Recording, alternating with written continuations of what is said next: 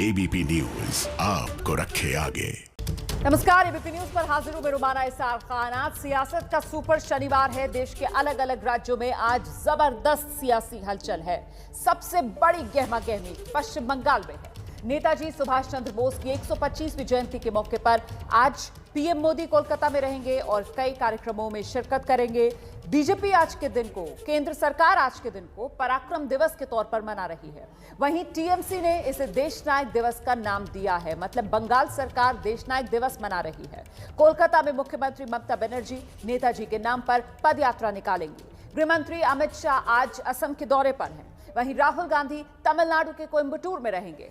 हलचल कुल मिलाकर उन्हीं राज्यों में सिमटी हुई नजर आ रही है जहां इस साल चुनाव होने हैं। और इसी पर बड़ी कवरेज के साथ तैयार आपका चैनल एबीपी न्यूज। आप देख सकते हैं इस वक्त कोलकाता से मेरे साथ पंकज झा और कुंतल चक्रवर्ती मौजूद हैं। इसके अलावा कोयम्बटूर जहां राहुल गांधी का आज का कार्यक्रम है, पिंकी राजपुरोहित हमारे साथ मौजूद है। मुंबई से रौनक कुकड़े हमारे साथ जुड़ रहे हैं। सबसे पहले आपको लेकर चलते हैं पंकज झा के पास और जानते हैं पंकज जी से किस तरीके से आज पश्चिम बंगाल में ये जो नेताजी के नाम पर आर पार का दिन बन रहा है, तस्वीर उभर रही है। पंकज। रोमाना, आपसे कुछ देर पहले जब आप उषा उत्थुप से बात कर रही थी तो आपने देखा कैसे वो भावुक हो गई थी। ये नेताजी का नाम जो है ना, पूरे देश से इसका लगाव है, लेकिन बंगाल का जुड़ाव थोड़ा दिल का है। पूरे बंगाली समाज जो है ना, ये नेताजी के नाम पर इतना भावुक हो जाता है। और यही जो इमोशनल कनेक्ट है ना, वही सबसे बड़ी चुनौती है ममता बनर्जी और नरेंद्र मोदी के लिए। आज इस जगह पे जहां दोनों की टक्कर हो रही है, किस इमोशनल कनेक्ट को कैप्चर कर लेने की, इस बार मुकाबला बहुत दिलचस्प है। मैं आपको थोड़ा यहाँ की रंगत दिखा दूंगा कि साड़ियों में किस तरीके से सजे धजे महिलाएं आई है। ये जिस जगह पे मैं खड़ा हूँ, ये शाम बाजार का इलाका है। ये सुभाष चंद्र बोस की मूर्ति है, नेताजी जिन्हें लोग सम्मान से, प्यार से कहते हैं। यहीं आएंगी कुछ देर बाद बंगाल की मुख्यमंत्री ममता बनर्जी और यहाँ माल्यार्पण करेंगी और फिर यहाँ से पद यात्रा शुरू करेंगी। आपने देखा होगा ममता लगातार पद यात्रा करती रहती हैं, लेकिन इस बार चुनौती बहुत मुश्किल है। जिस तरीके से आप कोलकाता की सड़क पर नेताजी के नाम पर मोदी वर्सेस ममता बिल्कुल साफ साफ दिख रहा है। वो जो प्रतीक और सिंबल जिसकी हम बात कर रहे हैं, अभी आपने देखा हमें एकला चलो रे गीत गा रही थी उषा उत्थुप, यहाँ भी वो बज रहा था, वो रविंद्रनाथ संगीत। तो रविंद्रनाथ टैगोर और नेताजी सुभाष चंद्र बोस के नाम, ये वो दो नाम हैं जिनसे लगता है कि नैया, चुनावी नैया पार लग सकती है। ममता बनर्जी एक तरफ है, दूसरी तरफ नरेंद्र मोदी है। ये सिंबल्स की पॉलिटिक्स है, ये आइडेंटिटी पॉलिटिक्स है, अपना बनाने की कि नेताजी हमारे हैं। बीजेपी इस खेल में बहुत माहिर पार्टी मानी जाती रही है। आपने सरदार पटेल के साथ देखा। आज चुनौती दूसरी है कोलकाता की सड़कों पर रोमाना। अच्छा, देखिए वो जिस तरीके से नेताजी के नाम पर डाल डाल पात पात वाली सियासत चल रही है ना, प्रधानमंत्री नरेंद्र मोदी ने सुबह नमन कर दिया था नेताजी की 125वीं जयंती के मौके पर ट्वीट करके। और अब इस वक्त की बड़ी खबर, नेताजी की जयंती पर ममता बनर्जी का ट्वीट सामने आया है। ममता बनर्जी ने ट्वीट किया है, नेताजी के नाम पर विश्वविद्यालय बनेगा। अपने ट्वीट में ममता बनर्जी ये भी कह रही हैं।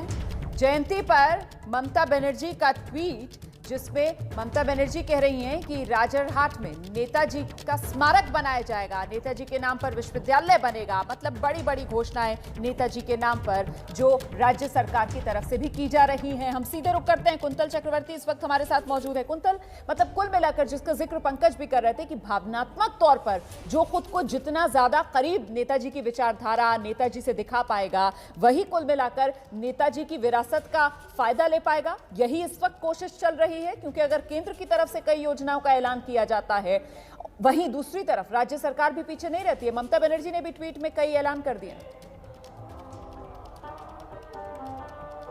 जी बिल्कुल, मैं आपको जो कह रहा था कि बंगाल में अगर सबसे बड़े अगर नेता बनना है तो नेताजी को याद तो आपको करना ही होगा। आज के दिन में भी, इतने सालों के बाद भी, नेताजी बंगाल में सबसे बड़ा यूथ आइकॉन है, सबसे कैरिस्मेटिक कैरेक्टर है, सबसे बड़े वॉरियर है। एक ऐसे इंसान है जो सबसे बड़े वॉरियर है, जिनकी जिंदगी सबसे रहस्य से भरा हुआ है, देश के लिए बेशुमार प्यारों से भरा हुआ है। और जो इतने बड़े वॉरियर है, तो वो जाहिर सी बात है वो आज भी बंगाल के हर युवाओं के जहन में है और उनके लिए आज भी सबसे बड़ा यूथ आइकॉन है। तो इसीलिए जो राजनीतिक पार्टियां भी है वो भी आज के दिन एक भी इंच एक दूसरे को नहीं देना चाहती है और पूरे दिन भर नेताजी को याद करेंगे। हालांकि दूसरे साल भी मैं जब यहाँ आता हूँ मुझे यही दृश्य दिखाई देता है, लेकिन आज शायद ये बहुत ही स्पेशल है क्योंकि मुख्यमंत्री ममता बनर्जी यहाँ से 8.1 किलोमीटर पदयात्रा करने वाली है और सुबह से आपको यही माहौल यहाँ देखने को मिलता है जो हर साल देखने को मिलता है। लेकिन राजनीतिक हिसाब से आज शायद ये बहुत ही एक स्पेशल दिन है, दूसरे सालों से थोड़ा। और अगर मैं ये कहूं कुंतल चक्रवर्ती कि अभी तो दिन शुरू हो रहा है, अभी तो सियासी पारा और चढ़ेगा, तो शायद ये गलत नहीं होगा क्योंकि अभी सियासी आर पार किस रूप में आज के दिन देखने के लिए मिलेगा इसका अंदाजा लगाना फिलहाल मुश्किल है। और इस बीच आपको बता दें बीजेपी ने जो तैयारियां की हैं आज के दिन को लेकर, पराक्रम दिवस को लेकर, उन तमाम तैयारियों पर मेरे सहयोगी विकास भदौरिया उन्होंने बात की है बीजेपी के बंगाल प्रभारी कैलाश विजयवर्गीय से। जरा सुनिए बातचीत। आज 23 जनवरी है और रौनक कुकरे से हमारा संपर्क अभी नहीं हो पाया है, तो पिंकी राजपुरोहित का मैं पहले रुक कर लेती हूँ। तमिलनाडु में भी इसी साल चुनाव होने हैं और बताती चलूं कि आपके चैनल एबीपी न्यूज ने ये जो चुनावी राज्य हैं पांचों, उनका सबसे पहला ओपिनियन पोल दिखा दिया है। लेकिन इस बीच किस तरीके की सियासी गर्मागर्मी बढ़ते हुए आज राहुल गांधी का दौरा कोयम्बटूर में, पिंकी। रोमाना बिल्कुल ठीक कहा आपने, जिस तरह से असम और पश्चिम बंगाल जो है वो बीजेपी के लिए अहम है, वहीं कांग्रेस के लिए तमिलनाडु और केरला अहम है। और यही कारण है कि राहुल गांधी ने अपने चुनाव अभियान की शुरुआत जो है वो कोयम्बटूर से की है, क्योंकि ये वो डिस्ट्रिक्ट है जो कि केरला का भी बॉर्डर है। तस्वीरें सबसे पहले आपको दिखाएंगे कि उनके आने से ठीक पहले किस तरह से स्वागत की तैयारियां जो है वो की जा रही है।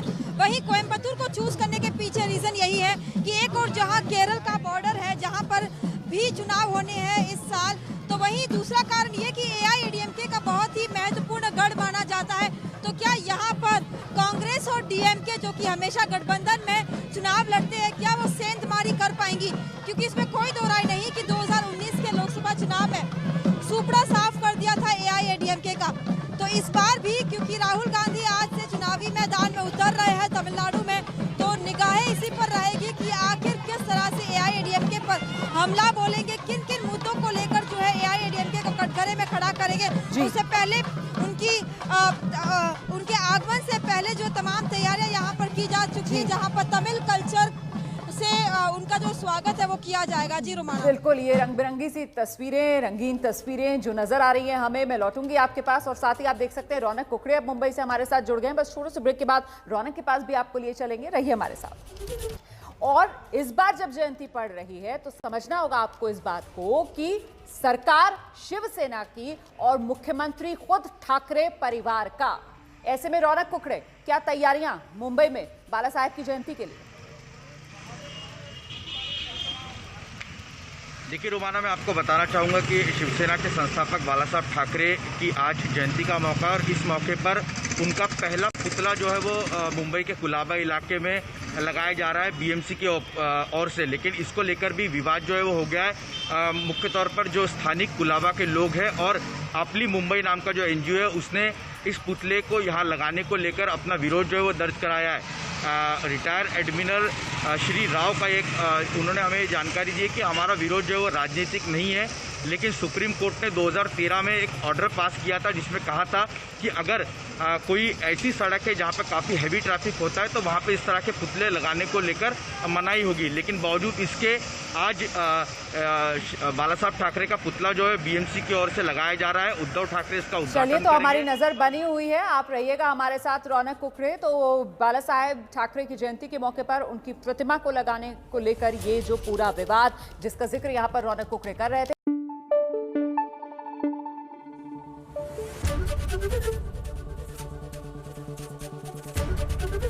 एबीपी न्यूज आपको रखे आगे।